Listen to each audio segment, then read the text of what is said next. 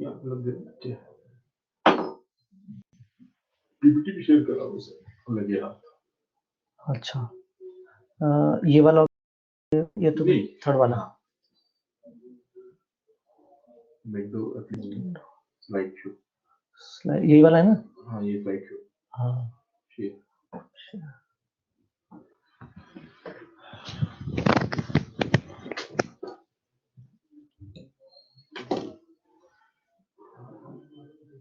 बच्चे आ रहे हैं, मतलब प्रिंस कुमार, राधे राधे।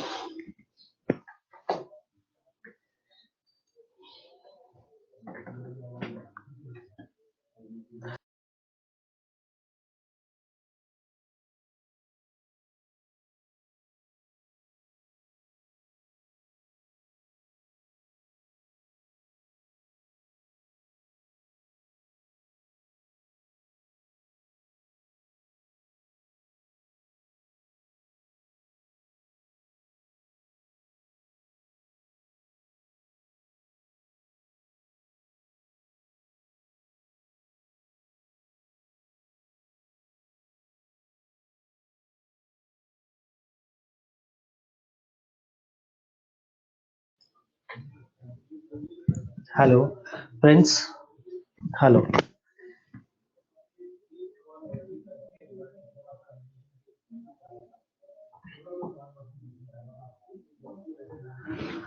Nuzhat Parveen, Anuj Mishra, good afternoon.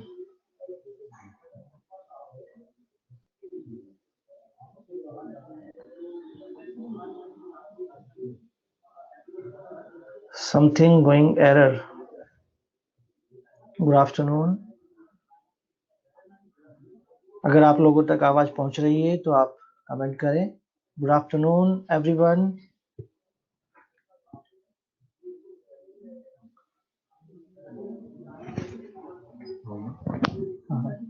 आ रहा है सबके पास।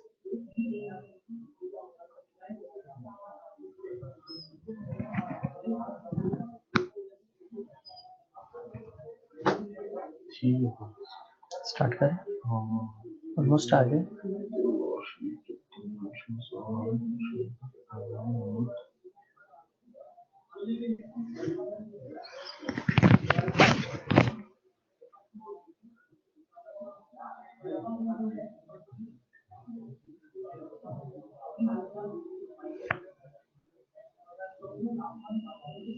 ठीक है सर, करो। 2-3 बच्चे हैं वो हो जाएंगे अभी ऐड।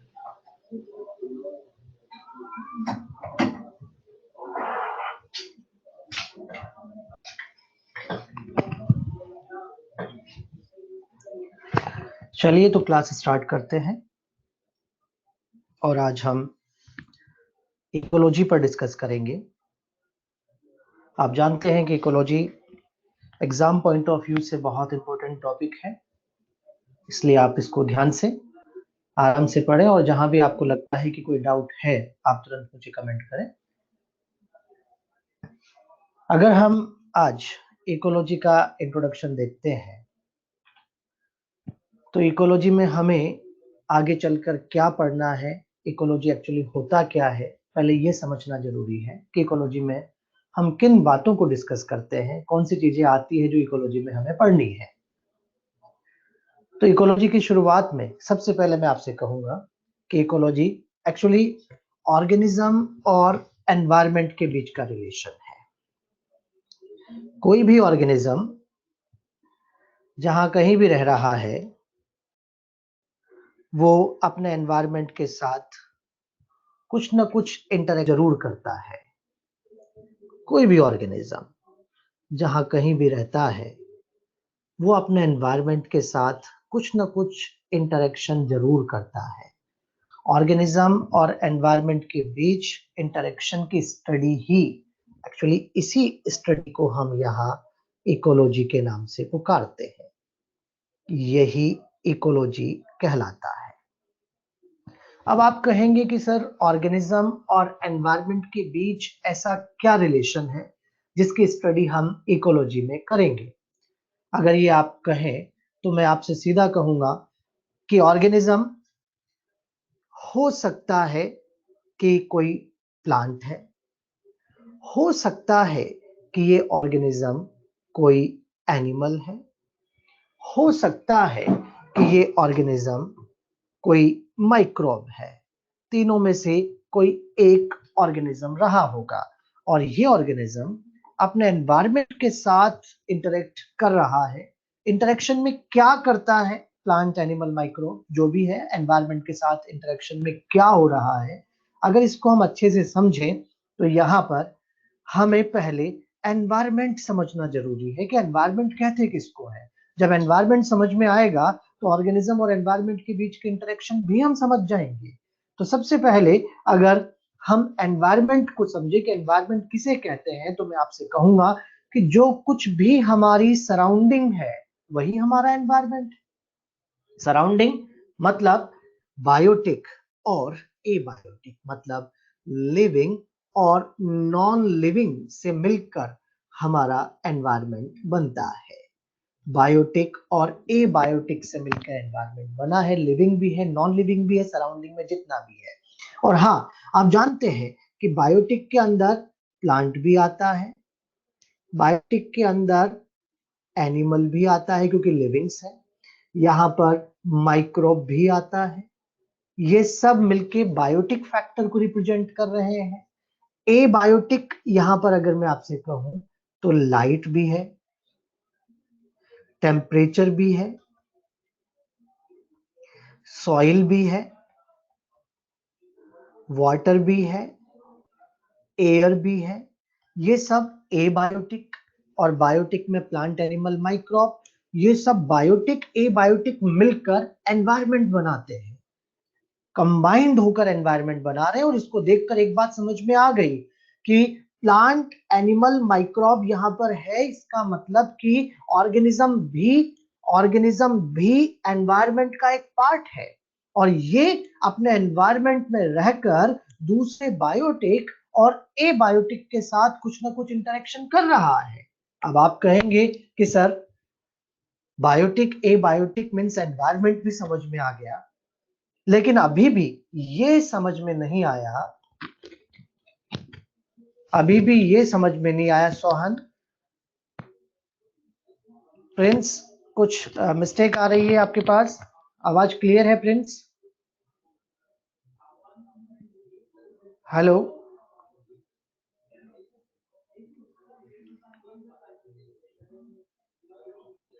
प्रिंस, क्या आप मुझे सुन पा रहे हैं?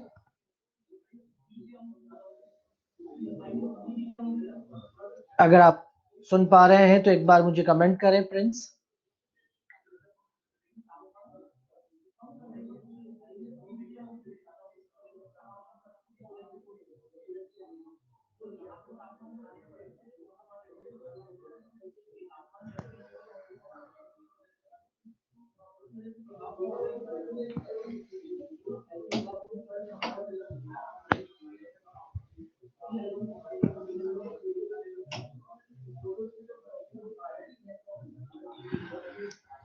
हाँ, तो मैं आप लोगों से कह रहा था कि ऑर्गेनिज्म और एनवायरनमेंट का इंटरेक्शन, ऑर्गेनिज्म और एनवायरनमेंट के बीच में जो इंटरेक्शन है उसे हम एनवायरनमेंट के नाम से पुकारते हैं। ये एनवायरनमेंट, ऑर्गेनिज्म और एनवायरनमेंट के बीच का इंटरेक्शन स्टडी इकोलॉजी है। और एनवायरनमेंट क्या है? बायोटिक और एबायोटिक, बायोटिक और एबायोटिक यहाँ पर मिलकर एनवायरनमेंट बना रहे हैं। और बायोटिक के अंदर प्लांट, एनिमल, माइक्रोब, एबायोटिक के अंदर light, temperature, soil, water, air, इन सब ने मिलकर एनवायरनमेंट बनाया। और मैंने आपको फिर रिपीट करना है कि प्लांट, एनिमल, माइक्रोब अगर बायोटिक फैक्टर है तो ये भी एनवायरनमेंट का एक पार्ट है। इसका मतलब हमारा ऑर्गेनिज्म भी एनवायरनमेंट में से ही है, वो भी एनवायरनमेंट का ही पार्ट है और वहां रहकर दूसरे बायोटिक और एबायोटिक के साथ इंटरैक्ट कर रहा है। हमें एनवायरनमेंट भी समझ में आया कि सराउंडिंग एनवायरनमेंट है, लेकिन अभी भी ये समझ में नहीं आया कि इंटरेक्शन में एक्चुअली हो क्या रहा है। चलो आओ थोड़ा और डिटेल से समझते हैं। और इसके लिए यहाँ पर मैं आपसे कहूंगा कि इकोलॉजी दो दो शब्दों से मिलके बना हुआ है। प्रिंस कह रहा है कि समथिंग गोइंग एरर। अब ये मैंने पूछा उससे और उसका कोई रिप्लाई नहीं आ रहा अभी तक। अगर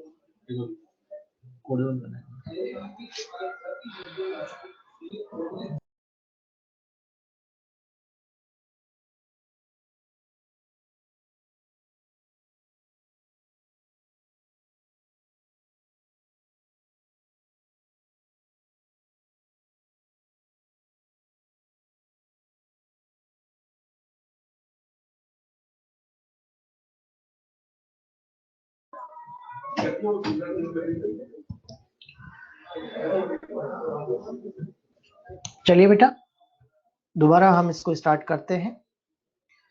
तो मैं आपसे कह रहा था कि इकोलॉजी जो शब्द है ये अगर ब्रेक किया जाए तो ये यहाँ पर अगर इकोलॉजी को हम ब्रेक करके देखें तो ये ओइकोस और लोगोस से मिलके बना होता है।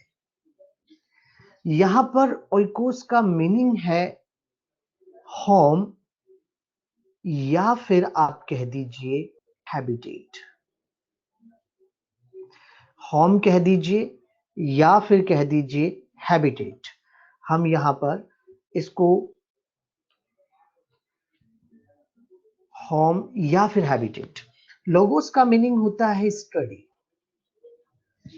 मतलब ऑर्गेनिज्म जिस किसी भी एरिया में रह रहा है वो एरिया फॉरेस्ट भी हो सकता है, ग्रासलैंड भी हो सकता है, वो डेजर्ट भी हो सकता है, पॉन्ड भी हो सकता है, लेक भी हो सकती है, एक्सेट्रा। कोई भी एरिया यहां पर है। मान लीजिए आज हम फॉरेस्ट का ही एग्जांपल ले तो ये रहा एक फॉरेस्ट, ये मान लीजिए ये रहा एक फॉरेस्ट। और फॉरेस्ट में यहां पर अगर मैं आपसे पूछूं कि इसका एनवायरनमेंट किन दो चीजों से मिलके बना है तो आपका सीधा आंसर होगा कि फॉरेस्ट का एनवायरनमेंट बायोटिक और एबायोटिक से मिलके बना हुआ है। बायोटिक भी है एबायोटिक भी है, दोनों मिलकर एनवायरनमेंट बनाते हैं। बायोटिक के अंदर वही यहां पर आप अगर देखें तो बायोटिक के अंदर यहां पर प्लांट भी आएगा, बायोटिक के अंदर यहां पर एनिमल भी आएगा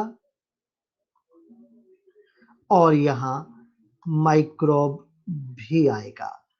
ये बायोटिक। एबायोटिक के अंदर आप जानते हैं हमने पहले भी लिखा, लाइट है, टेम्परेचर है, सॉइल है, वाटर है, एयर है, ये सब यहाँ पर एबायोटिक को रिप्रेजेंट कर रहा है। और ये बायोटिक और एबायोटिक मिलकर एनवायरनमेंट बन रहा है, आप ये देखेंगे।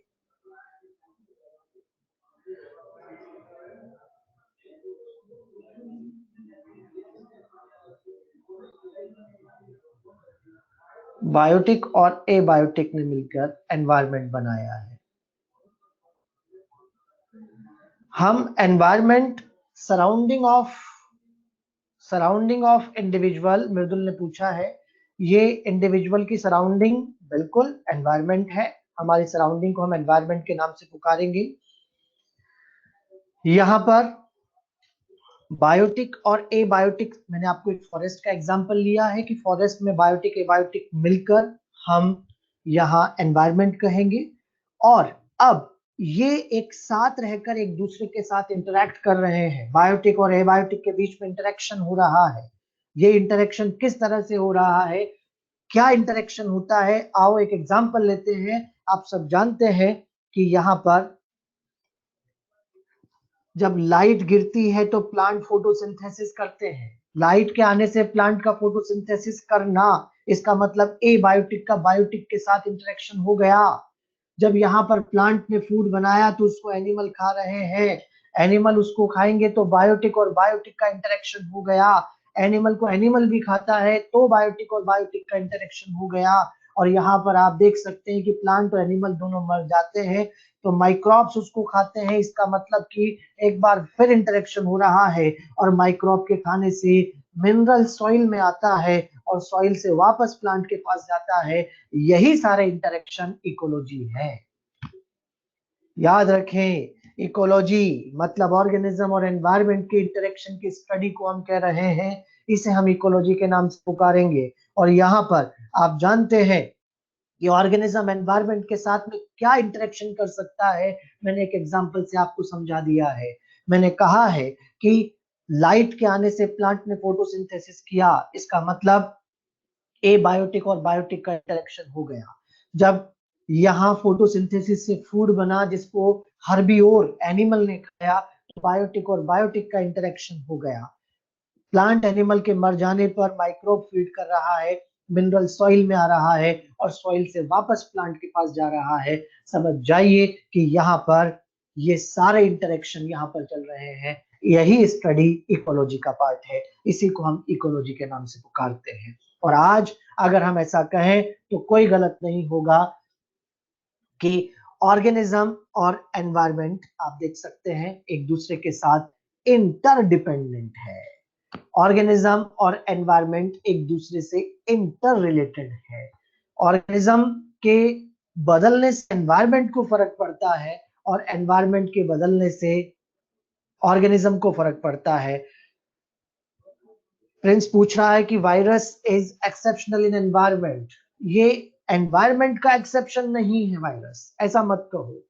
ये लिविंग नॉन लिविंग के बीच के जो बातें होती है उस बात में एक्सेप्शन हो सकता है। ये सेल सेल कंटेंट ना रखे इसलिए एक्सेप्शन हो सकता है, लेकिन एनवायरनमेंट का एक्सेप्शन नहीं है। Virus is a part of environment. Exactly, बिल्कुल सही बात है, एनवायरनमेंट का पार्ट है, तभी तो आज हमें इतना फर्क पड़ रहा है उसकी वजह से। आप जानते हैं कि वायरस की वजह से आज हम कितने इफेक्टेड हैं, इसका मतलब कि एनवायरनमेंट की वजह से हम इफेक्टेड है। वायरस भी एनवायरनमेंट का एक पार्ट है। तो यहाँ पर आप जानते हैं कि हाँ, living non living cellular content उसके पास नहीं है। जब वो बाहर होता है तो नॉन लिविंग की फॉर्म में है, सेल के अंदर जाता है तो लिविंग होता है।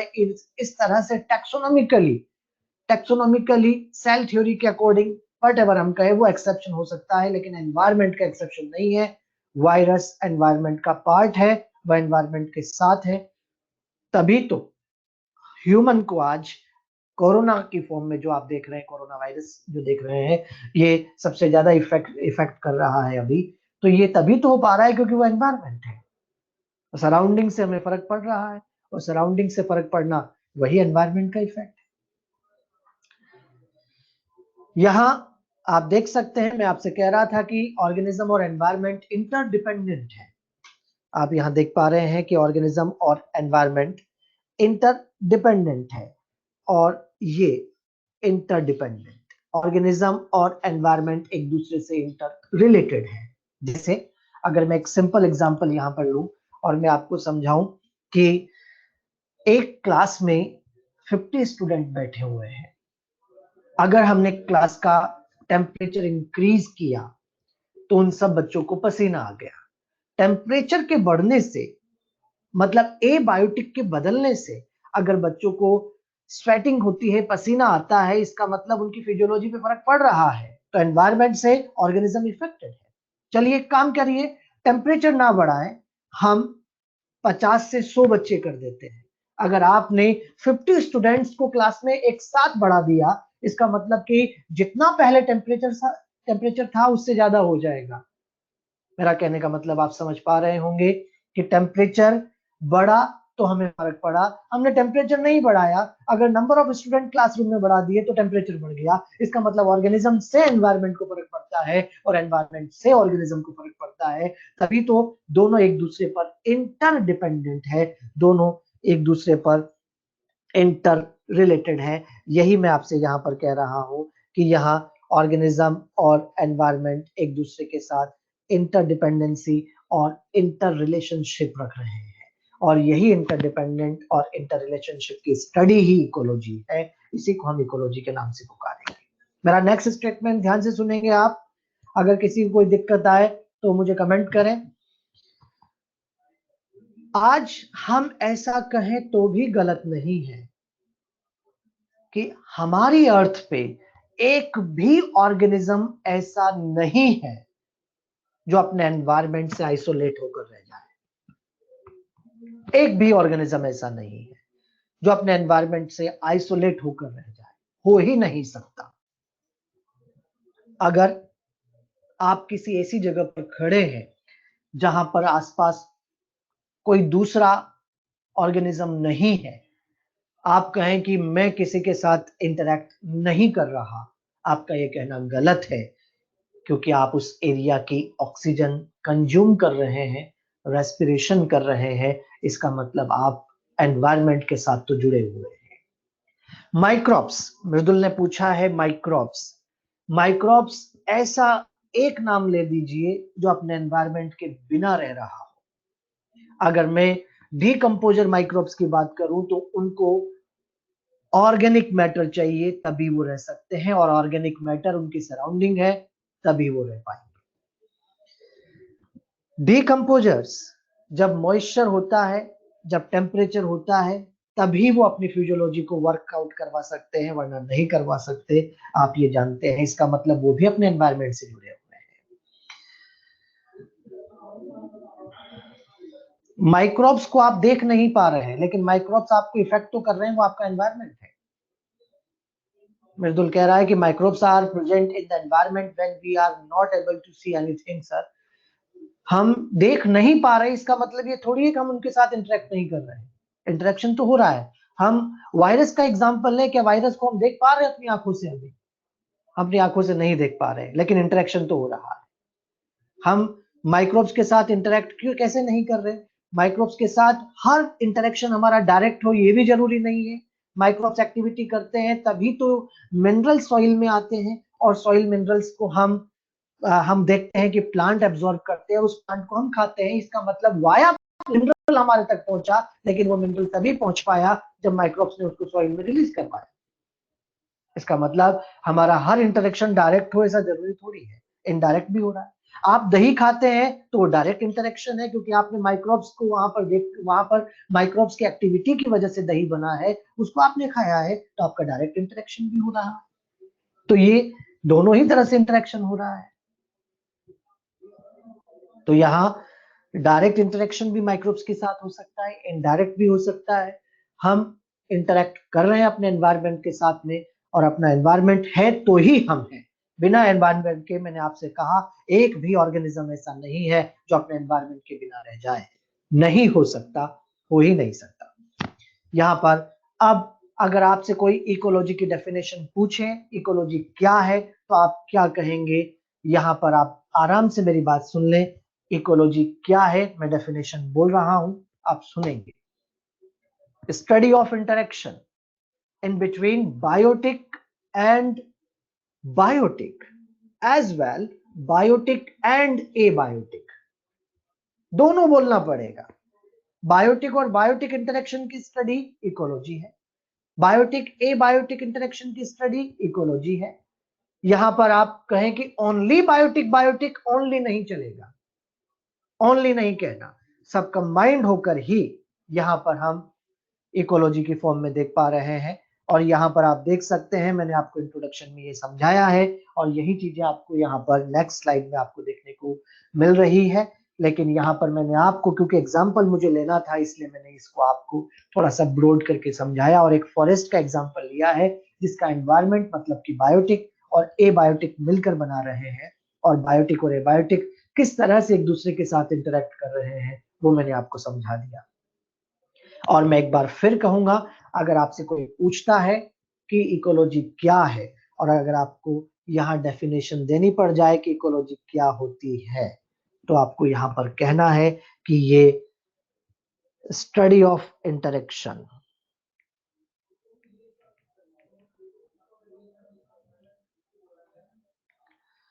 In between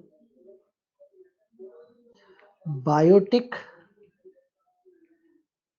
and biotic, as well biotic and abiotic। इन सब को एक साथ मिलाकर ही हम इकोलॉजी के नाम से पुकारते हैं। तो इकोलॉजी की डेफिनेशन क्या आप सब बच्चों को समझ में आ रही है? इंटरेक्शन की स्टडी है in between biotic and biotic as well biotic and abiotic. किसी बच्चे को दिक्कत तो नहीं है यहाँ पर? अगर दिक्कत हो तो जरूर मुझे बताएं। मैंने आपको इंट्रोडक्शन समझा दिया है और यहाँ पर कुछ बातें जो आपको डायरेक्ट याद रखने की है, जैसे यहाँ पर आप देख सकते हैं कि यहाँ टर्म इकोलॉजी जो कि हैकल ने दिया था, यहाँ फादर ऑफ इकोलॉजी रिटर, ये कुछ बातें डायरेक्ट याद रखें क्योंकि साइंटिस्ट से रिलेटेड क्वेश्चन भी पूछ लिया जाता है। Father of Indian ecology professor Ramdev Mishra, ये बीएचयू से थे। और याद रखें आप, यहाँ पर आज हम अगर इंडिया में इकोलॉजी जैसा सब्जेक्ट पढ़ रहे हैं तो इन्हीं की वजह से, क्योंकि इंडिया में इकोलॉजी आर डी मिश्रा ने ही स्टार्ट किया था। यहाँ पर प्लांट्स के लिए सबसे पहले इकोलॉजी टर्म वार्निंग ने दिया था, ये भी आप ध्यान रखेंगे। तो मैं फिर यहाँ पर रिपीट कर रहा हूं कि study of interaction in between biotic and biotic as well biotic and abiotic, इन सबको कंबाइंडली स्टडी को हम इकोलॉजी के नाम से पुकारते हैं। और इंटरेक्शंस में क्या क्या हो रहा है, कुछ सिंपल एग्जांपल्स मैंने आपको दे दिए हैं और इन एग्जांपल से आपको यहाँ पर समझ में आना चाहिए कि ऑर्गेनिज्म और एनवायरनमेंट के बीच में क्या रिलेशन है। आज सबसे पहले मैंने शुरुआत ऑर्गेनिज्म से की है, इसका मतलब इकोलॉजिकल स्टडी की शुरुआत ऑर्गेनिज्म से हो रही है। इकोलॉजिकल स्टडी की शुरुआत ऑर्गेनिज्म से हुई। वैसे देखा जाए तो इंटरेक्शन तो बहुत पहले से हो रहे हैं, बहुत पहले से स्टार्ट हो गए, क्योंकि आप जानते हैं कि एटम एटम इंटरैक्ट करके मॉलिक्यूल बनता है। मॉलिक्यूल के इंटरेक्शन से कॉम्प्लेक्स कंपाउंड बनते हैं और फिर कॉम्प्लेक्स कंपाउंड बनते हैं। कॉम्प्लेक्स कंपाउंड से सेल बनती है। सेल के बाद में आप जानते हैं कि टिश्यू बनता है। टिश्यू के बाद में आगे की तरफ ऑर्गन है, ऑर्गन सिस्टम है, ऑर्गेनिज्म है। इसका मतलब कि ऑर्गेनिज्म से पहले भी इंटरेक्शन तो हो रहे हैं। जब इंटरेक्शन पहले से हो रहे हैं तो फिर हमने शुरुआत ऑर्गेनिज्म से ही क्यों की? हमने यहां पर शुरुआत मॉलिक्यूल से, एटम से, कंपाउंड से क्यों नहीं की? हमने ऑर्गेनिज्म से क्यों की? अगर ये बात आपको मन में आती है तो आप कहेंगे कि हमने शुरुआत ऑर्गेनिज्म से इसलिए की क्योंकि हम smallest living unit of nature से शुरुआत कर रहे हैं। मैं फिर रिपीट कर रहा हूं, smallest living unit of nature से हम शुरुआत कर रहे हैं। यहां पर आप बच्चों के मन में आ ही रहा होगा कि स्मॉलेस्ट लिविंग यूनिट तो सेल है, तो फिर मेरा आंसर होगा कि स्मॉलेस्ट लिविंग यूनिट सेल है तो ऑर्गेनिज्म भी तो यूनिसेलुलर हो सकता है, जैसा आपने प्रोटिस्टा को पढ़ा। आप यूनिसेलुलर ऑर्गेनिज्म है तो वो भी तो ऑर्गेनिज्म है, ऑर्गेनिज्म ही है और मैं उसको ऑर्गेनिज्म मानकर स्टडी करूंगा। तो in case of unicellular organism आप कहें कि वो सिंगल सेल ऑर्गेनिज्म है तो स्मॉलेस्ट लिविंग यूनिट जो हमारे पास इकोलॉजिकल स्टडी के लिए है वो ऑर्गेनिज्म होगा। और मैं आपको फिर रिपीट कर दूं, जिन बच्चों तक मेरी बात नहीं पहुंची वो ध्यान रखें। आप कहेंगे कि स्मॉलेस्ट लिविंग यूनिट सेल है तो मेरा आंसर होगा ऑर्गेनिज्म भी यूनिसेलुलर हो सकता है, जैसा प्रोटिस्टा के मेंबर यूनिसेलुलर ऑर्गेनिज्म है और वो अपने एनवायरनमेंट के साथ इंटरेक्ट कर रहे हैं, तो हमारी शुरुआत वहीं से होगी। यहां शुरुआत सिंगल ऑर्गेनिज्म से की, लेकिन जब सिमिलर टाइप ऑफ ऑर्गेनिज्म एक साथ एक एरिया में आ जाते हैं तो सिमिलर ग्रुप ऑफ इंडिविजुअल जब एक एरिया में एक साथ है तो पॉपुलेशन के नाम से पुकारे जाएंगे। और जब पॉपुलेशन, यहां पर डिफरेंट पॉपुलेशन एक साथ होती है तो कम्युनिटी कहते हैं। इसका मतलब जब इंटरेक्शन का लेवल बढ़ रहा है तो यहां पर एक ऑर्डर क्रिएट हो रहा है और इस ऑर्डर में शुरुआत ऑर्गेनिज्म से है। उसके बाद यहाँ पॉपुलेशन है, फिर कम्युनिटी है। इस ऑर्डर को हम इकोलॉजिकल ऑर्डर या इकोलॉजिकल हायरार्की के नाम से पुकारते हैं। ये इकोलॉजिकल ऑर्डर की शुरुआत कहां से होगी? ऑर्गेनिज्म। ऑर्गेनिज्म से ही क्यों होगी? Smallest living unit. Organism smallest living unit क्यों है, मैंने आपको समझा दिया। आप कहें सेल, मैं कहूंगा ऑर्गेनिज्म भी यूनिसेलुलर हो सकता है। और ये ऑर्डर कहाँ खत्म होगा, इसी को हम डिटेल से पढ़ेंगे।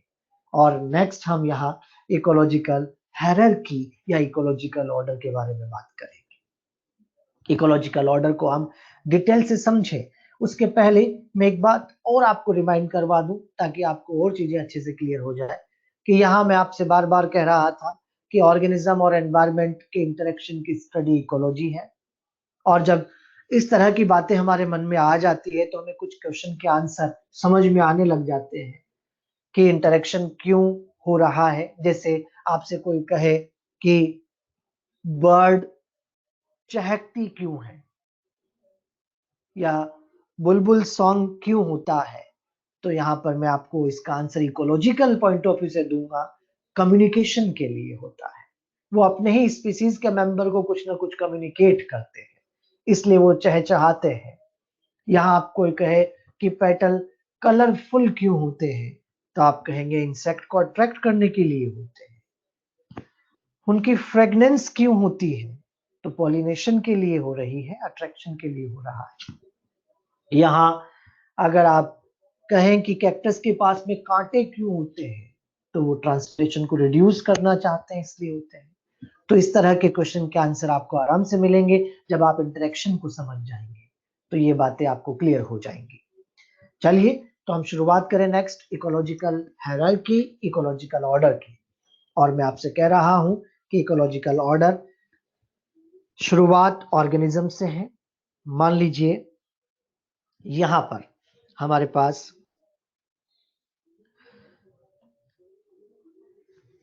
ऑर्गेनिज्म ए एक ऑर्गेनिज्म है, और मैं आपसे कहूंगा कि ऑर्गेनिज्म, जैसा कि हमने अभी अभी आपसे कहा, ये स्मॉलेस्ट लिविंग यूनिट है। आप ऑर्गेनिज्म के बारे में कहिए कि basic unit of ecological study है।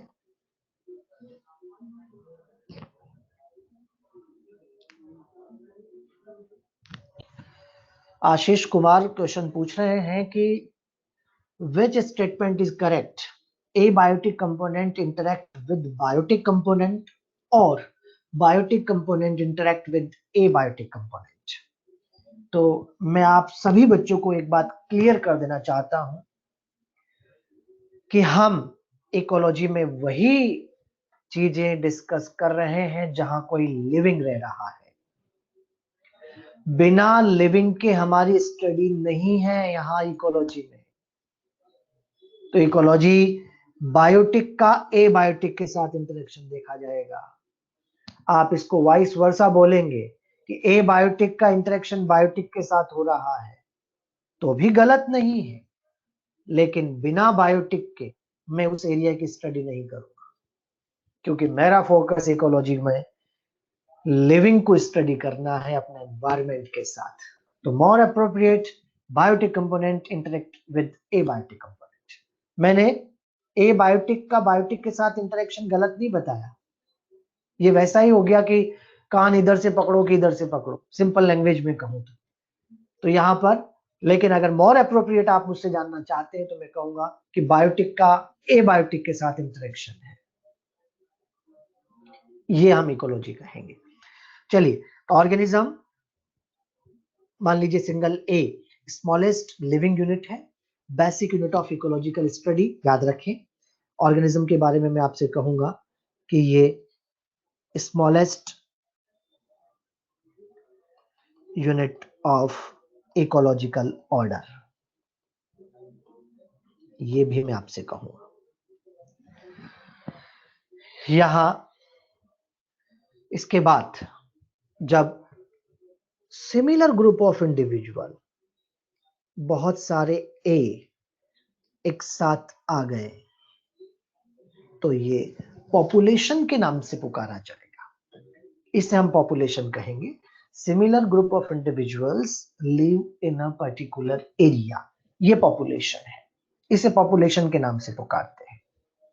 लेकिन आपके मन में एक बात आनी चाहिए, आ रही होगी, कि सिमिलर ग्रुप ऑफ इंडिविजुअल एक स्पीसीज के मेंबर हैं, तो हमने इनको स्पीसीज ना कहकर पॉपुलेशन के नाम से क्यों पुकारा? हम स्पीसीज टर्म क्यों नहीं यूज कर रहे, पॉपुलेशन टर्म क्यों यूज कर रहे हैं? ये मेंबर तो एक ही स्पीसीज के हैं, सिमिलर ग्रुप ऑफ इंडिविजुअल। अगर ये बात आपके मन में आती है कि मैंने इनको स्पीसीज ना कहकर पॉपुलेशन के नाम से क्यों पुकारा, तो इसका सीधा आंसर होगा कि हम यहां स्पीसीज कहते तो एरिया डिफाइन नहीं होता, पॉपुलेशन कहने से एरिया डिफाइन होता है। जैसे मैंने आपसे कहा ह्यूमन स्पीसीज, तो वह इंडियन भी है, ऑस्ट्रेलियन भी है, ब्रिटिश भी है, वो सारे हैं। लेकिन अगर मैंने आपसे कहा ह्यूमन पॉपुलेशन इन कोटा, मतलब सिर्फ कोटा वाले हैं, यहां पर पॉपुलेशन टर्म एरिया को डिफाइन करती है।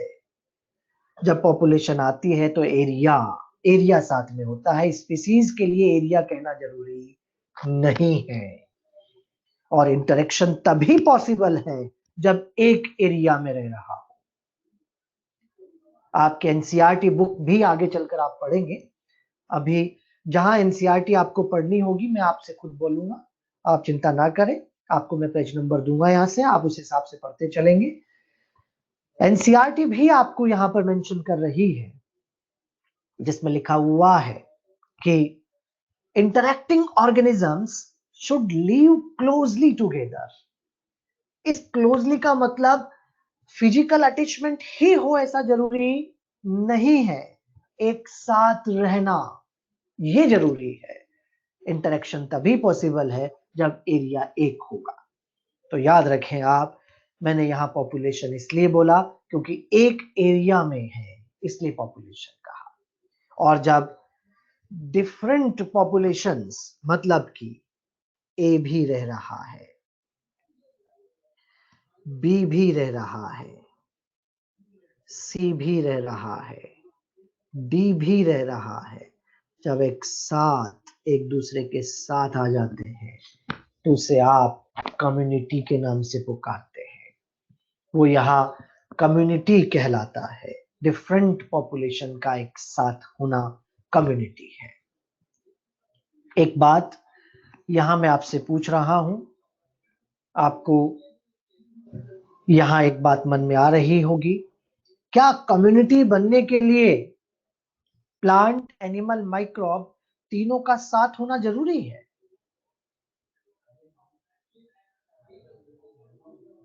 ऐसा जरूरी नहीं है।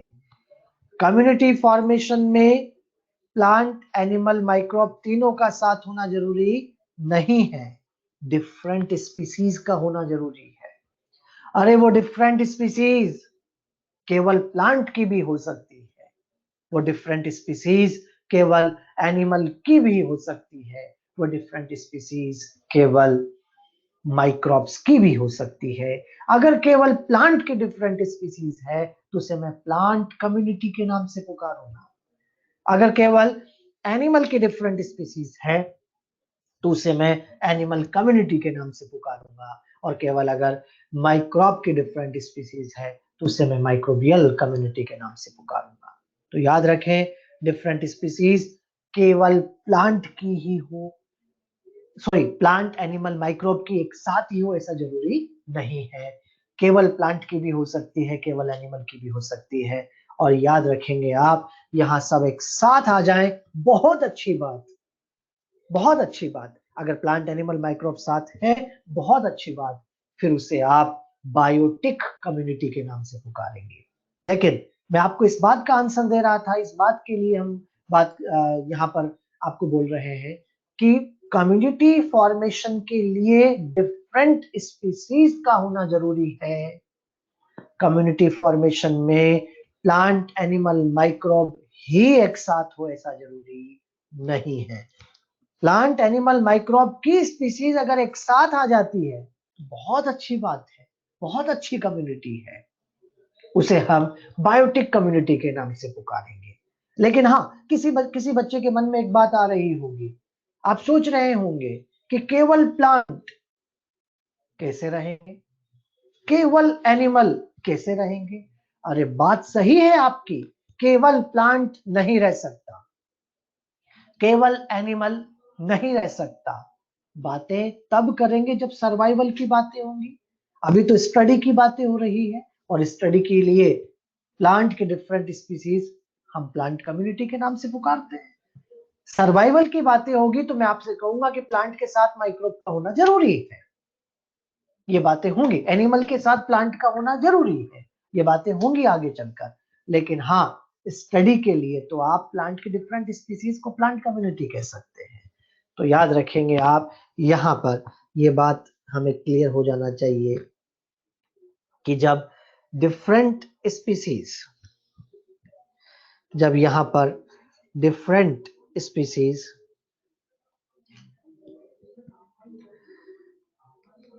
different species of plant, तो उसे आप प्लांट कम्युनिटी के नाम से पुकारते हैं। और जब डिफरेंट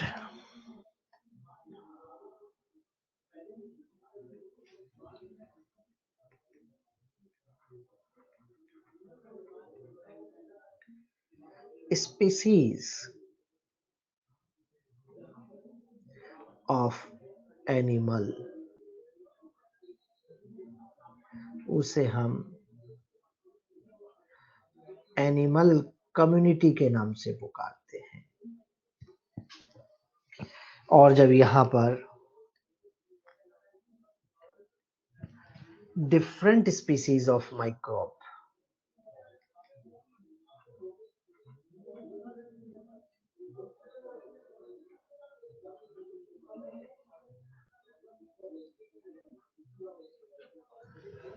तो उसे हम माइक्रोबियल कम्युनिटी के नाम से पुकारते हैं।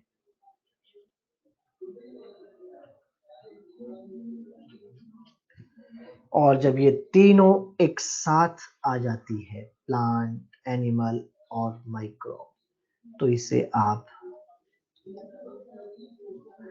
बायोटिक कम्युनिटी के नाम से पुकारेंगे, बायोटिक कम्युनिटी। लेकिन कम्युनिटी फॉर्मेशन के लिए तीनों का एक साथ होना जरूरी नहीं है। यहां पर मृदुल ने क्वेश्चन किया है कि sir, cabbage, cauliflower, knolkhol are of same species, will we call it population? ये वैरायटी के अकॉर्डिंग अलग हो रहे हैं।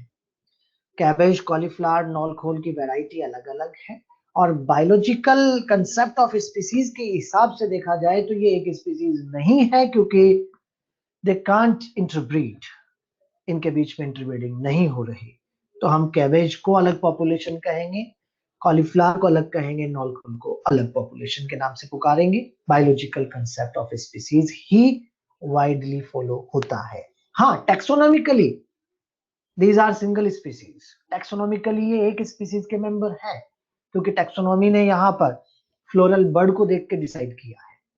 लेकिन ये कैबेज, कॉलीफ्लावर, नॉलखोल, ये बायोलॉजिकल कंसेप्ट जो अर्नेस्ट मेयर ने दिया था उसके अकॉर्डिंग एक स्पीसीज के मेंबर नहीं है।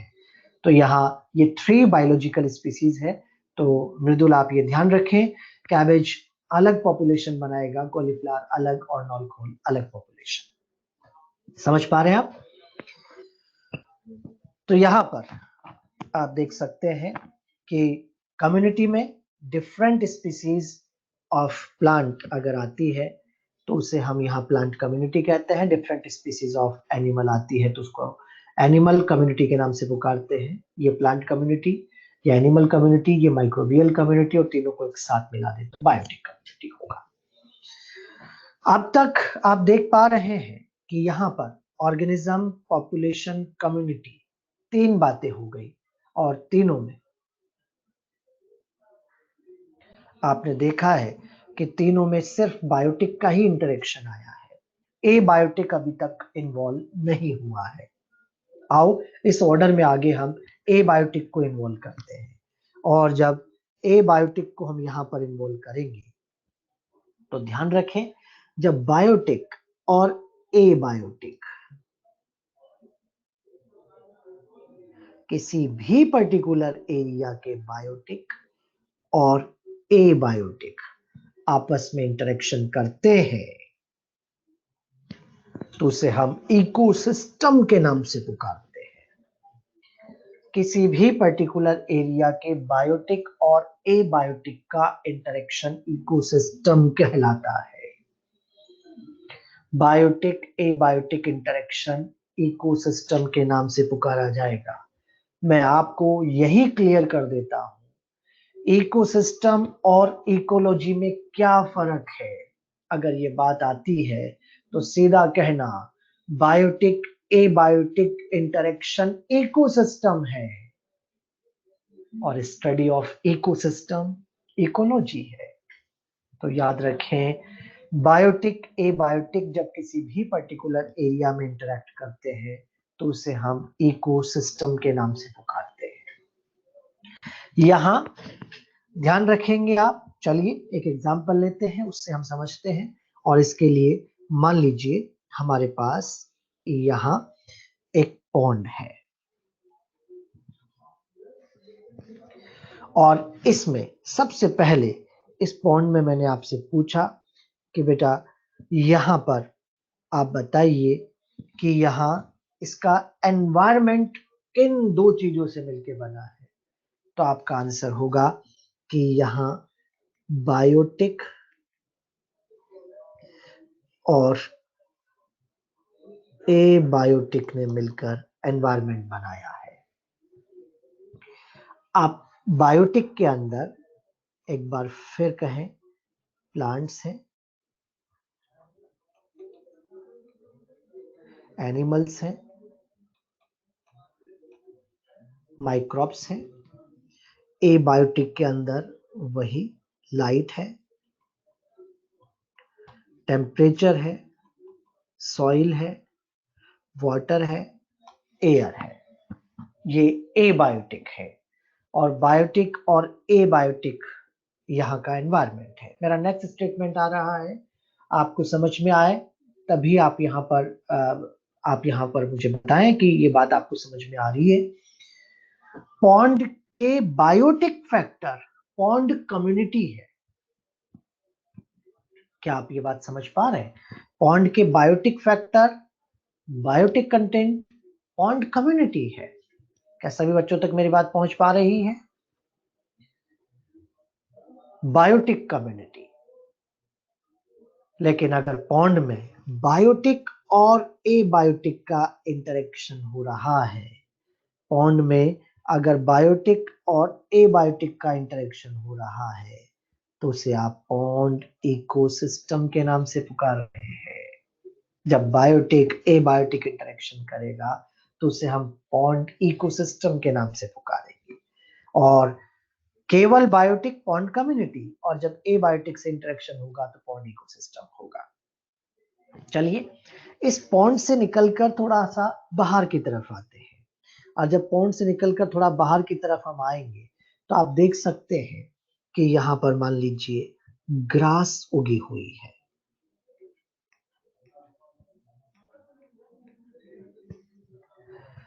यहाँ जब थोड़ा सा इस तरफ हम आए तो एक छोटा सा फॉरेस्ट भी आपको दिख रहा है।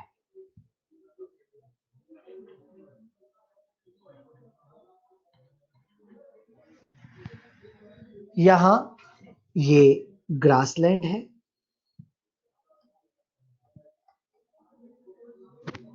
ये फॉरेस्ट है। अब अगर मैं आपसे कहूं कि बेटा जल्दी से बताइए ग्रासलैंड में बायोटिक कौन है, तो आपका फिर आंसर होगा प्लांट, एनिमल, माइक्रोब। मैं आपसे कहूं कि फॉरेस्ट के बायोटिक कौन है, आपका फिर आंसर होगा प्लांट, एनिमल, माइक्रोब। यहां अगर ए बायोटिक का पूछा जाए तो आप कहेंगे लाइट है, टेम्परेचर है, मैं शॉर्ट में लिख रहा हूं आप समझ जाइए, लाइट टेम्परेचर है, सॉइल है,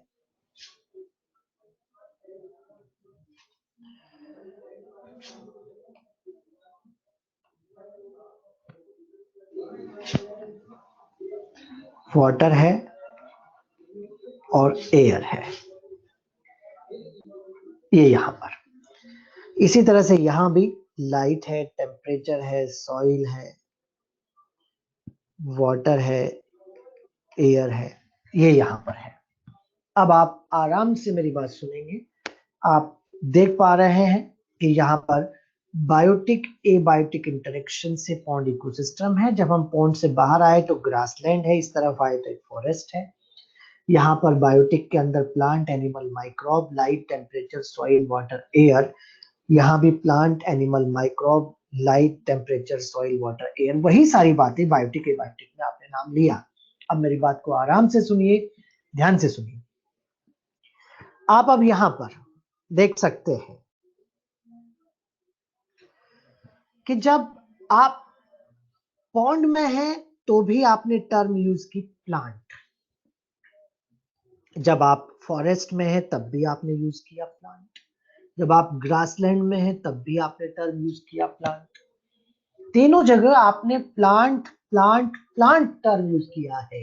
लेकिन जरा मुझे बताइए क्या तीनों जगह का प्लांट का टाइप एक जैसा है? नहीं। अरे पॉन्ड के अंदर जो प्लांट है वो हाइड्रोफाइटिक है, वो छोटे फाइटोप्लैंक्टन है। फॉरेस्ट के अंदर जो प्लांट है वो ट्रीज की फॉर्म में आपको दिख रहा है। जब ग्रासलैंड में आप देखेंगे तो ग्रास की फॉर्म में आपको यहां पर दिख रहा है। आप कहेंगे कि सर फॉरेस्ट में भी तो ग्रास हो सकती है, लेकिन जरा बताइए क्या ग्रासलैंड की ग्रास और फॉरेस्ट की ग्रास की स्पीसीज एक है? नहीं। इसका मतलब टर्म, शब्द एक यूज किया है प्लांट प्लांट प्लांट, लेकिन टाइप एक नहीं है। तो कह दो तीनों जगह के बायोटिक एक जैसे नहीं है। और जब तीनों जगह के बायोटिक अलग अलग है तो कंफर्म हो गया कि ए बायोटिक भी अलग अलग है। कंफर्म हो गया कि ए बायोटिक भी अलग अलग है। यहां ध्यान रखेंगे आप, चट्टान है तो लाइकेन उगता है, सैंड है तो कैक्टस उगता है। अरे आप किसी ऐसे एरिया में चल जाएं जहां पर पानी है तो फाइटोप्लैंक्टन उगता है। इसका मतलब प्लांट का आना डिपेंड करता है एबायोटिक पे।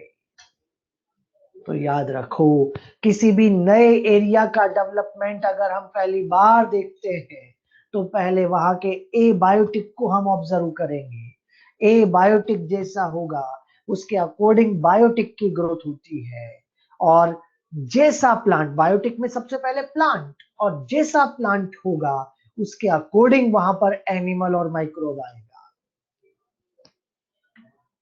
अगर ग्रास उग रही है तो खाने वहां रैबिट, डियर, काउ जैसे हर्बीवोर आते हैं। अगर ट्री उग रहा है तो घोंसला बनाने चिड़िया भी आती है। और अगर फाइटोप्लैंक्टन है तो खाने जू प्लैंक्टन्स आते हैं। समझ जाइए जैसा प्लांट वैसा एनिमल वैसा माइक्रोब। मैं साथ में माइक्रोब का नाम भी ले रहा हूं क्योंकि प्लांट बदलेगा तो माइक्रोब का टाइप भी बदलेगा। क्योंकि आप जानते हैं कि ब्रायोफाइटा पैरेन्काइमा टिश्यू रखता है, टेरिडोफाइटा के पास में टिश्यू बदल गया, जिम्नोएंजियो के पास कॉम्प्लेक्स टिश्यूज आ रहे हैं। क्या सबको खाने वाला बैक्टीरिया एक जैसा होगा? नहीं। बैक्टीरिया हर बात के लिए अलग आता है, हर हर चीज के लिए बैक्टीरिया अलग है। टिश्यू वाइज बैक्टीरिया के टाइप भी बदलते हैं कि कौन सा डिकम्पोजर आएगा। तो याद रखो बेटा, मैं रिपीट करूंगा, जब किसी भी नए एरिया का डेवलपमेंट आप देखेंगे तो सबसे पहले आपको ए बायोटिक को ऑब्जर्व करना है। ए बायोटिक के अकॉर्डिंग बायोटिक होगा, और जैसा बायोटिक है उसमें सबसे पहले क्या देखें, प्लांट, और जैसा प्लांट होगा वैसा एनिमल और माइक्रोब होगा। ये बातें मैं आपसे इसलिए कर रहा हूं क्योंकि यहां पर हम कहेंगे कि एक इकोसिस्टम का बायोटिक, ए बायोटिक स्पेसिफिक होता है, एक जैसा स्पेसिफिक होता है।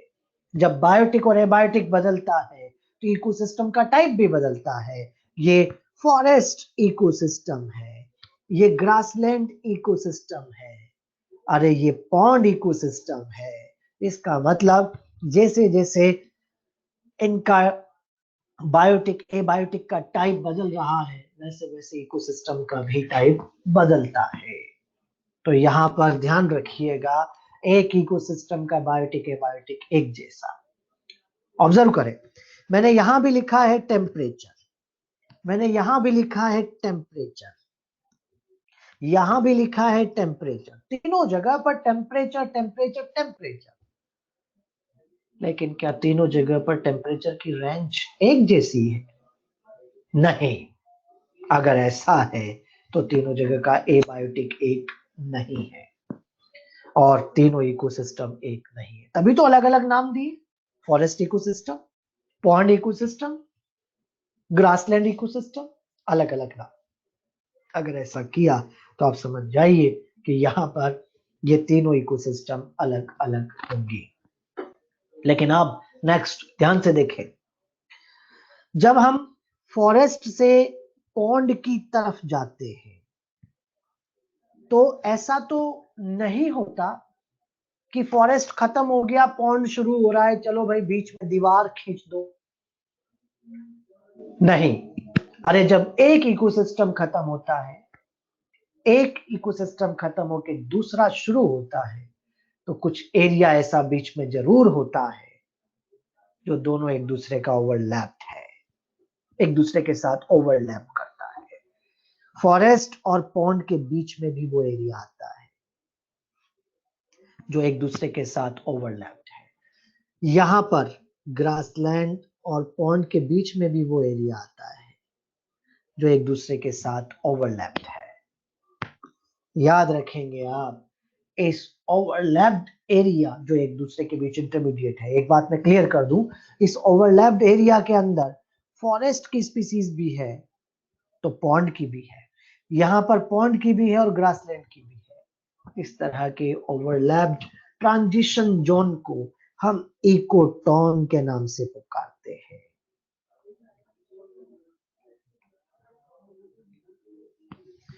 इकोटोन, ये इकोटोन वहां भी होगा, ये इकोटोन यहां भी होगा, इकोटोन के नाम से पुकारते हैं, ध्यान रखेंगे आप। अगर आपसे इकोटोन की डेफिनेशन पूछी जाए तो सिंपल आंसर होगा ओवरलैपिंग, या फिर कह दीजिए transition zone in between two ecosystems, उसे हम इकोटोन कहते हैं। हेलो, अंशुल का मैसेज आया है कि आवाज नहीं पहुंच रही। हेलो, अब आ रही है अंशुल आप तक आवाज?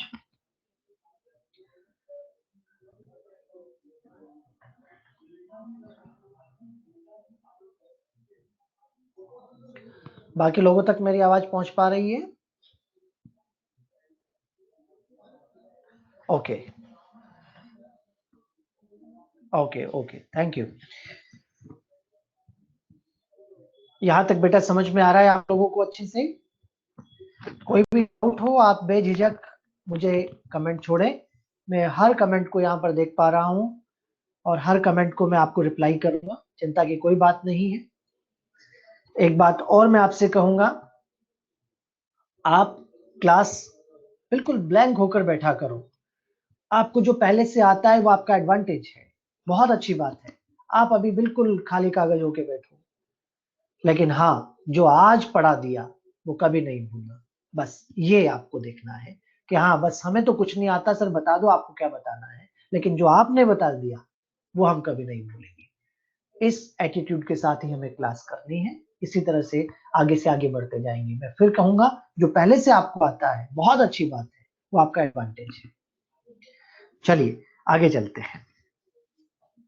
तो यहाँ पर इकोसिस्टम तक हम पहुंच गए हैं, इकोलॉजिकल हायरार्की में, इकोलॉजिकल ऑर्डर में इकोसिस्टम तक हम आ गए हैं। और यहाँ बच्चों देखें, हमने कहा है कि इकोसिस्टम बायोटिक एबायोटिक इंटरेक्शन है, और बायोटिक एबायोटिक इंटरेक्शन में यहाँ पर मैंने आपसे कह दिया कि एक इकोसिस्टम का बायोटिक एबायोटिक स्पेसिफिक है। जैसे ही बायोटिक एबायोटिक का टाइप बदलता है, इकोसिस्टम का टाइप भी बदल जाएगा, ये ध्यान रखेंगे। यहाँ forest ecosystem, pond ecosystem, grassland ecosystem के बीच का जो ओवरलैपिंग एरिया है उसे इकोटोन कहेंगे। मैंने फिर रिपीट करना है, ओवरलैपिंग या transition zone in between two ecosystem. ये डेफिनेशन हम आगे भी फिर दोबारा डिस्कस करेंगे, चिंता की कोई बात नहीं है। यहां एक बात और मैं आपसे कहूंगा कि बायोटिक एबायोटिक, बायोटिक एबायोटिक मिलकर इकोसिस्टम बन रहा है। और बायोटिक के अंदर प्लांट, एनिमल, माइक्रोब, एबायोटिक के अंदर light, temperature, soil, water, air. आराम से सुने, इकोसिस्टम फॉर्मेशन के लिए सारे बायोटिक, प्लांट, एनिमल, माइक्रोब, सारे abiotic, light, temperature, soil, water, air का होना, एक साथ इंटरेक्ट करना जरूरी नहीं है। Plant, animal, microbe, light, temperature, soil, water, air interact करेंगे तभी इकोसिस्टम बनेगा, ऐसा नहीं है। एक बायोटिक एक एबायोटिक का इंटरेक्शन हो जाए तो भी इकोसिस्टम है। हाँ, वो इकोसिस्टम सरवाइव करेगा या नहीं वो बात की बात है, लेकिन इकोसिस्टम तो है। इकोसिस्टम की डेफिनेशन जब हम बोलते हैं तो इकोसिस्टम के डेफिनेशन में कहते हैं कि बायोटिक एबायोटिक इंटरेक्शन इकोसिस्टम है। हमने कब कहा कि सारे बायोटिक सारे एबायोटिक आने चाहिए? याद रखो, इकोसिस्टम यहां पर एक बायोटिक एक एबायोटिक इंटरेक्ट करे तो भी इकोसिस्टम है। जैसे एग्जांपल, ड्रॉप ऑफ वाटर, पानी की एक बूंद अपने आप पे एक इकोसिस्टम है। पानी की बूंद के अंदर वाटर है, एबायोटिक, बैक्टीरिया है, बायोटिक। अगर ऐसा है तो इकोसिस्टम है। वो बूंद, वो ड्रॉप कितने टाइम तक रहती है, नहीं रहती है, वो बाद में सोचेंगे, लेकिन जब तक वो बूंद पानी और बैक्टीरिया के कॉम्बिनेशन से बनी हुई है, हमारे लिए एक इकोसिस्टम है। तो ध्यान रखेंगे, बायोटिक एबायोटिक मतलब ड्रॉप ऑफ वाटर भी एक इकोसिस्टम है। इसका मतलब इकोसिस्टम छोटा भी हो सकता है, इकोसिस्टम बहुत बड़ा भी हो सकता है। जब छोटा होता है तो उसे हम यहाँ nano ecosystem, drop of water के नाम से पुकार रहे हैं। और जब इकोसिस्टम बहुत बड़ा हो जाता है तो उसे हम बायोम के नाम से पुकारते हैं, large ecosystem. Large ecosystem biome है। जैसे पॉन्ड एक इकोसिस्टम है तो ओशियन बायोम है। जैसे फॉरेस्ट एक इकोसिस्टम है तो ट्रॉपिकल रेन फॉरेस्ट एक बायोम है। तो यहाँ ओशियंस जैसे लार्ज, ट्रॉपिकल रेन फॉरेस्ट जैसे डेजर्ट्स, बड़े बड़े डेजर्ट्स, थार, सहारा, ये सब यहाँ पर बायोम को रिप्रेजेंट कर रहे हैं। मैं आपको क्लियर कर देता हूं, बायोम सिंगल लार्ज इकोसिस्टम है, एक बड़ा इकोसिस्टम है बायोम। यहाँ आप ध्यान रखें, सिंगल लार्ज इकोसिस्टम बायोम है। डिफरेंट नहीं बोला है मैंने, डिफरेंट इकोसिस्टम नहीं बोला है, मैंने कहा एक बड़ा इकोसिस्टम जब बनता है तो उसे बायोम के नाम से पुकारते हैं। और अब हम ऐसी जगह पर आ गए जहां सारे इकोसिस्टम, सारे बायोम एक साथ है, और जब सारे इकोसिस्टम, सारे बायोम एक साथ है तो उसे बायोस्फीयर के नाम से पुकारा जाएगा। हमारी कंप्लीट अर्थ बायोस्फीयर है, हमारी कंप्लीट अर्थ बायोस्फीयर के नाम से पुकारी जाएगी।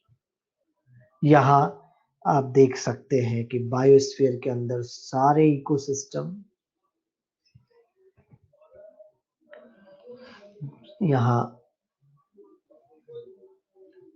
सारे इकोसिस्टम, सारे बायोम आ जाते हैं। बायोम भी है, इकोसिस्टम भी है, बायोम भी है, सब एक साथ जब मिलते हैं तो उसे हम यहाँ पर बायोस्फीयर के नाम से पुकारते हैं।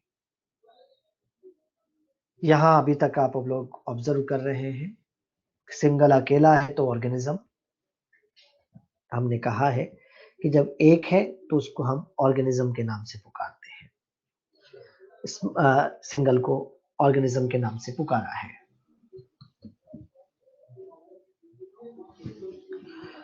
और यहाँ जब सिमिलर इंडिविजुअल एक साथ आ जाते हैं तो उसको पॉपुलेशन के नाम से पुकारा है, और जब डिफरेंट पॉपुलेशन एक साथ है तो कम्युनिटी कहा है। बायोटिक एबायोटिक इंटरेक्शन को आपने इकोसिस्टम कहा है। इकोसिस्टम छोटा भी हो सकता है, इकोसिस्टम बड़ा भी हो सकता है, और जब इकोसिस्टम बड़ा हो जाता है तो उसे बायोम के नाम से पुकारा है। यहाँ आप ध्यान रखें कि बायोम और सारे इकोसिस्टम जहां एक साथ है उसे बायोस्फीयर कहते हैं। यहीं पर एक बात आप क्लियर रखेंगे कि बायोस्फीयर के अंदर, बायोस्फीयर के अंदर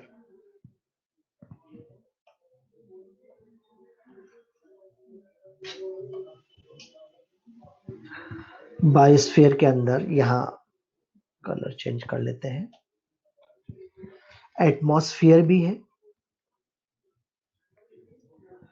लिथोस्फीयर भी है, और हाइड्रोस्फीयर भी है। और सब एक साथ जब मिल जाते हैं तो एटमॉस्फेयर, लिथोस्फीयर, हाइड्रोस्फीयर मिलकर हम बायोम के नाम से और बायोस्फीयर के नाम से पुकारते हैं। प्रिंस ने कहा सर पॉपुलेशन क्या है, मैं एक बार फिर कह रहा हूं, similar group of individuals live in a particular area वो पॉपुलेशन है। Similar group of individual species है, लेकिन जब वो एक पर्टिकुलर एरिया के हैं तो पॉपुलेशन उस एरिया की पॉपुलेशन है, ये ध्यान रखेंगे आप। तो यहाँ similar group of individuals live in a particular area population है, और डिफरेंट पॉपुलेशन जब एक एरिया में है तो कम्युनिटी है, और जब बायोटिक एबायोटिक इंटरेक्शन है तो इकोसिस्टम है। इकोसिस्टम छोटा भी हो सकता है, बड़ा भी हो सकता है।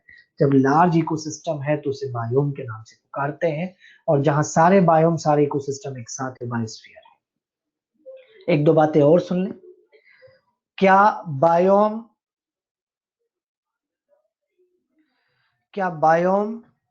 एक इकोसिस्टम है? बिल्कुल, बायोम भी एक इकोसिस्टम है, लेकिन हाँ, नॉर्मल इकोसिस्टम से उसकी कॉम्प्लेक्सिटी और उसकी वैरायटी बढ़ गई है। नॉर्मल इकोसिस्टम से उसकी कॉम्प्लेक्सिटी, उसकी वैरायटी ज्यादा होती है, वो भी एक इकोसिस्टम है। बड़ा है, जब एरिया बड़ा हो जाता है तो वहां पर कुछ ना कुछ माइनर वेरिएशन जरूर आ जाते हैं, लोकल वेरिएशन, माइनर वेरिएशन जरूर आते हैं। और जब एरिया बड़ा हो गया, माइनर वेरिएशन के साथ हो गया, तो उसे हम यहाँ बायोम के नाम से पुकारते हैं। यहाँ पर हम बायोम को, चलो आगे देखते हैं थोड़ा सा। यहाँ पर हम एक बार ऑब्जर्व कर लें कि बायोम क्या है। मैं यहाँ आपको थोड़ा सा इसके बारे में और डिफाइन करूं। मान लीजिए ये एरिया यहां से यहां तक ट्रॉपिकल रेन फॉरेस्ट है, हम बायोम ट्रॉपिकल रेन फॉरेस्ट की बात कर रहे हैं।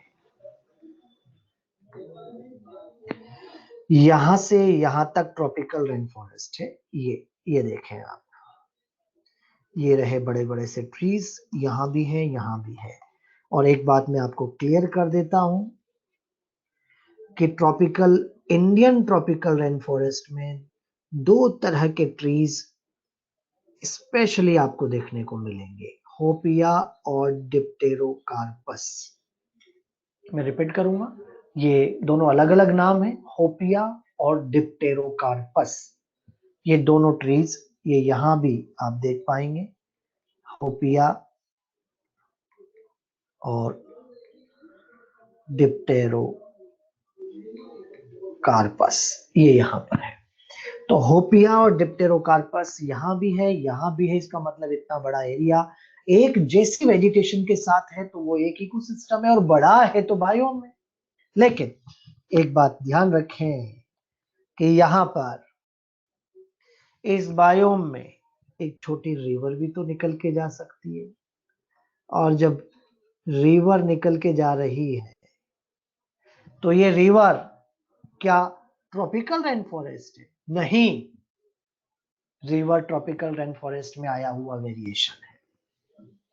मैंने आपसे कहा ना, जब एरिया बड़ा हो जाता है तो माइनर वेरिएशन आ सकते हैं, और ये माइनर वेरिएशन यहाँ रिवर या किसी पॉन्ड की फॉर्म में आपको दिख सकते हैं। तो याद रखो, जब आप इकोसिस्टम से बायोम की तरफ आते हैं तो बायोम कॉम्प्लेक्सिटी और वैरायटी ज्यादा होती है इकोसिस्टम के कंपैरिजन में, ध्यान रखेंगे। यहाँ पर कॉम्प्लेक्सिटी और वैरायटी बढ़ जाती है, ये ध्यान रखें। जैसे ट्रॉपिकल रेन फॉरेस्ट के अंदर मैंने आपसे कहा कि होपिया और डिप्टेरोकार्पस यहाँ भी, इसका मतलब इतना बड़ा एरिया ट्रॉपिकल रेन फॉरेस्ट है, लेकिन बीच में अगर एक रिवर यहाँ पर आती है तो एक माइनर वेरिएशन है, ये आप ध्यान रखेंगे। और इसके बाद बायोस्फीयर यहाँ पर आ रहा है, और बायोस्फीयर मैंने कहा सारे इकोसिस्टम सारे बायोम का एक साथ मिलाकर बायोस्फीयर बनता है। ऑर्गेनिज्म से लेकर बायोस्फीयर तक सिंगल अकेला है organism, similar group of individual, population, different population live in a particular area, community, biotic abiotic interaction, ecosystem, बड़ा ecosystem with minor variation, biome. और सारे इकोसिस्टम सारे बायोम एक साथ है तो उसे हम बायोस्फीयर के नाम से पुकार रहे हैं।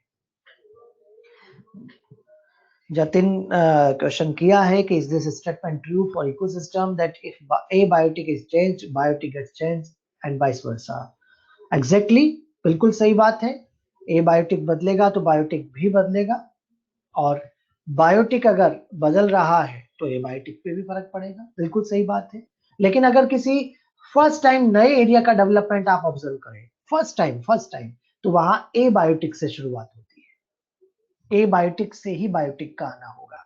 अब फ्यूचर में अगर वहां बायोटिक बदल जाते हैं तो फिर ए बायोटिक भी बदल सकता है। जैसे मैं आपको कहूं कि आज ह्यूमन की वजह से ए बायोटिक फैक्टर पर असर हो रहा है, आज हमारी वजह से एनवायरनमेंट के ए बायोटिक फैक्टर बुरी तरह से डिस्टर्ब हो रहे हैं। टेम्परेचर जो नॉर्मल होना चाहिए था ग्लोबल वार्मिंग की फॉर्म में बढ़ रहा है, इसलिए बायोटिक से बायोटिक इफेक्टेड है, कोई इसमें दिक्कत नहीं है। प्रिंस ने पूछा है कि is drop of water always a nano ecosystem? बिल्कुल, ड्रॉप तो नैनो ही होगा। अब आप ड्रॉप कितनी बड़ी बनाते हैं वो आपके ऊपर डिपेंड करता है, तो यहाँ पर नैनो ही आप कहेंगे उसको, तो drop of water nano ecosystem की फॉर्म में है। चलिए यहाँ पर अब बायोस्फीयर तक आप देख सकते हैं, आपको यहाँ पर बायोस्फीयर तक हम आए और इसमें आप लोग ऑब्जर्व कर सकते हैं कि ऑर्गेनिज्म से लेकर बायोस्फीयर तक हम जा रहे हैं। ऑर्गेनिज्म से लेकर बायोस्फीयर तक जब आप जा रहे हैं तो आप देख पाएंगे कि यहाँ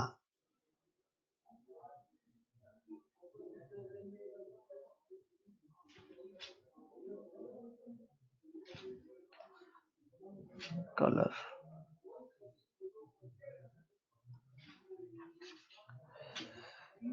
चलिए सिंपल फॉर्म में ऑब्जर्व कर लें। जब आप ऑर्गेनिज्म से लेकर बायोस्फीयर तक जा रहे हैं तो आपने देखा है कि यहाँ पर स्मॉल से लार्ज की तरफ आप बढ़ रहे हैं, आप सिंपल से कॉम्प्लेक्स की तरफ बढ़ रहे हैं। ध्यान रखें, स्मॉल से लार्ज की तरफ बढ़ रहे हैं, सिंपल से कॉम्प्लेक्स की तरफ बढ़ रहे हैं जब आप ऑर्गेनिज्म से बायोस्फीयर पे जा रहे हैं। यहाँ इसी इकोलॉजिकल ऑर्डर में एक टर्म और हम यूज करेंगे और वो है लैंडस्केप। ये आप देख सकते हैं एक और टर्म यहाँ पर बीच में आ रही है और वो है लैंडस्केप, जो आपने यहाँ पर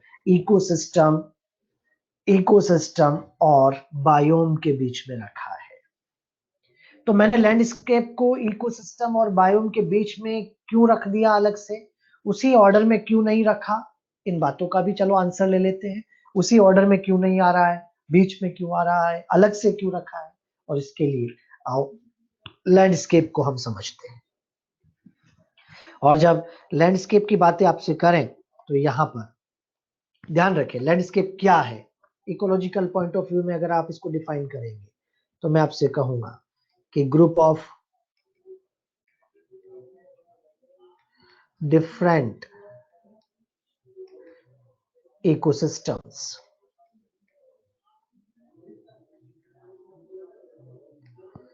surrounded by natural boundary. Group of different ecosystems surrounded by natural boundary, उसको आप लैंडस्केप के नाम से पुकारते हैं। अलग अलग इकोसिस्टम जब नेचुरल बाउंड्री से घिरे हुए एक जगह पर होते हैं तो लैंडस्केप, वैसे लैंडस्केप को जनरल मीनिंग होता है एक नेचुरल साइट, लेकिन हम इकोलॉजी के हिसाब से डिफाइन कर रहे हैं। मान लीजिए हमारे पास एक ऐसा एरिया है जो बड़े बड़े माउंटेन्स जहां पर है, बिग माउंटेन्स आप देख सकते हैं, ह्यूज। ये देखें यहाँ पर माउंटेन से घिरा हुआ एरिया है। ये मैंने सन नहीं बनाया है, आप इसको ऐसा ऊपर से ऑब्जर्व करके देख पा रहे हैं कि ये बड़े बड़े माउंटेन से घिरा हुआ एरिया है। और यहाँ बीचों बीच आप देख सकते हैं कि एक छोटी सी लेक यहाँ पर है। यहाँ आप देख पाएंगे कि ग्रास भी उगी हुई है।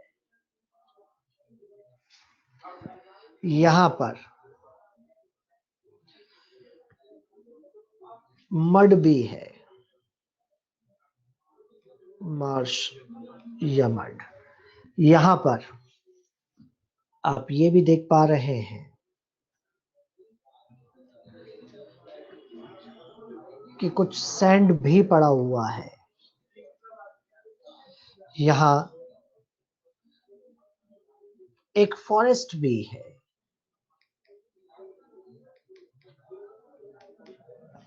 Group of different ecosystem means lake ecosystem, यहाँ grassland ecosystem, marshland ecosystem, sand ecosystem surrounded by natural boundary. यही लैंडस्केप यहाँ पर है। लैंडस्केप आप देख पा रहे हैं। ओके, यहाँ पर ये डिफरेंट इकोसिस्टम अगर एक साथ एक नेचुरल बाउंड्री से घिरे हैं तो उसको आप लैंडस्केप के नाम से पुकारेंगे। अब जब डिफरेंट इकोसिस्टम्स आ जाते हैं तो उसे लैंडस्केप के नाम से पुकारा।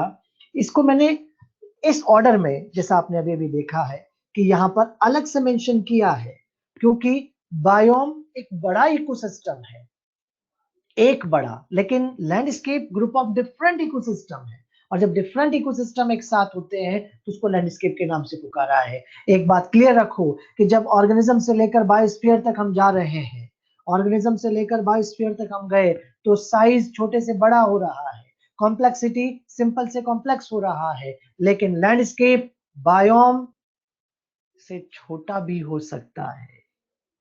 यहाँ डिफरेंट इकोसिस्टम के साथ है और लैंडस्केप बायोम से बड़ा भी हो सकता है। इसका मतलब ये उस ऑर्डर के अकॉर्डिंग साइज को फॉलो नहीं कर रहा है, ये उस ऑर्डर के अकॉर्डिंग कॉम्प्लेक्सिटी को फॉलो कर सकता है, लेकिन साइज को फॉलो नहीं कर रहा। इसलिए मैंने इसको अलग से मेंशन किया। चलो एक काम करते हैं जल्दी से, यहाँ पर अगर हम बायोम और लैंडस्केप को कंपेयर करें तो नॉर्मली जनरली साइज अगर देखी जाए तो बायोम साइज में बड़ा है और लैंडस्केप छोटा भी हो सकता है, हमेशा बड़ा हो जरूरी नहीं है। लेकिन कॉम्प्लेक्सिटी जनरली छोटा ही होता है, कॉम्प्लेक्सिटी अगर देखेंगे तो बायोम में कम है और लैंडस्केप में ज्यादा है, क्योंकि landscape group of different ecosystem है, इसलिए वहां की कॉम्प्लेक्सिटी ज्यादा है। तो यहाँ ये साइज में छोटा, कॉम्प्लेक्सिटी में ज्यादा, इसका मतलब उस ऑर्डर के अकॉर्डिंग नहीं आ रहा, इसलिए मैंने उस ऑर्डर में नहीं अलग से मेंशन किया ताकि आपको बात समझ में आए। और यहाँ पर हमने इसको अलग से समझा दिया कि लैंडस्केप इस ऑर्डर से अलग लेकर क्लियर हो जाए। लेकिन ग्रुप ऑफ डिफरेंट इकोसिस्टम है, डिफरेंट इकोसिस्टम है, इसलिए इकोसिस्टम के बाद में रखा है। मैंने इसको बायोम से पहले नहीं रखा है, पहले ऐसा मत कहो, क्योंकि ये मैंने इसको ऑर्डर में नहीं रखा है, इसको तो अलग से लिखा है। ऑर्डर में अगर लिखता तो फिर वो पहले वाली बात आती, लेकिन इकोसिस्टम के बाद वाली बात मैं कह सकता हूं क्योंकि मैंने इसका एरो इकोसिस्टम के बाद निकाला है। लेकिन बायोम से पहले ऐसा कहना ठीक नहीं है, ये बायोम के बाद में भी हो सकता है। तो इसकी पोजीशन बायोम के पहले बाद में डिसाइड नहीं है, ये उस सीक्वेंस के अकॉर्डिंग नहीं चलता जैसे कि रिमेनिंग चल रहे हैं, इसलिए इसको हमने अलग से मेंशन किया ताकि हमें कंफ्यूजन ना हो। और यहाँ पर ध्यान रखेंगे आप कि ग्रुप ऑफ डिफरेंट इकोसिस्टम अगर लैंडस्केप है तो आप ऐसा कहें तो कोई गलत नहीं कि ecosystem is a unit of landscape. Ecosystem landscape की एक यूनिट है क्योंकि ग्रुप ऑफ इकोसिस्टम मिलके लैंडस्केप बनता है, और यहाँ पर हम सिंगल यूनिट अगर कहें तो एक इकोसिस्टम होगा, तो ये ध्यान रखेंगे। तो ये ऑर्डर आज हमने कंप्लीट कर लिया। बच्चे इसको आप रिवाइज करेंगे अच्छे से, एक बार फिर पढ़ेंगे इसके बारे में। और यहाँ अगर फिर भी अगर आपको कोई दिक्कत आती है तो इसके डाउट्स आप कल वाले लेक्चर में भी मेरे से पूछ सकते हैं। आज इकोलॉजिकल ऑर्डर कंप्लीट हो गया और अब हमारा काम है कि इकोलॉजिकल ऑर्डर में वन बाय वन सबको डिटेल से डिस्कस करते चलेंगे। पहले ऑर्गेनिज्म, फिर पॉपुलेशन, फिर कम्युनिटी, यही हमारी इकोलॉजी है। आगे इन सबको एक एक करके हम डिस्कस करते हुए चले। चलिए, थैंक यू ऑल, आज के लिए इतना ही ठीक है। हैंडआउट्स आप अभी कलेक्ट करेंगे इस पे 3 वाले पे ना। इसको अनम्यूट कर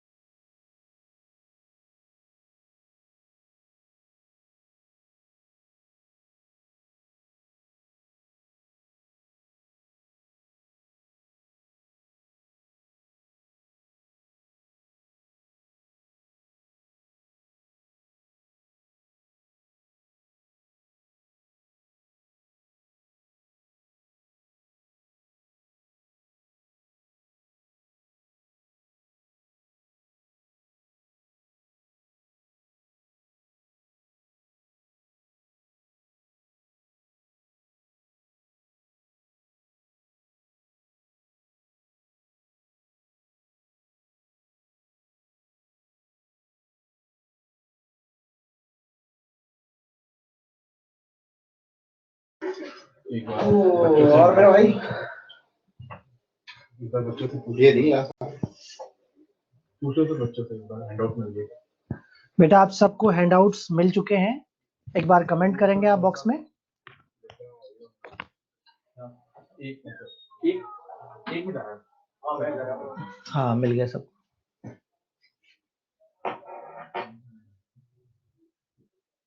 ओके ठीक है।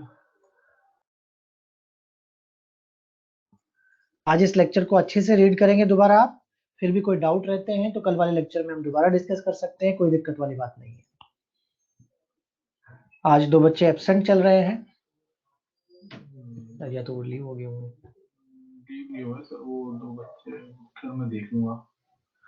2 बच्चे हैं ऐसे मुझका भी 23 से अभी 20 ठीक हो है गया सर, है ना, लॉग आउट कर दीजिए। कर लो।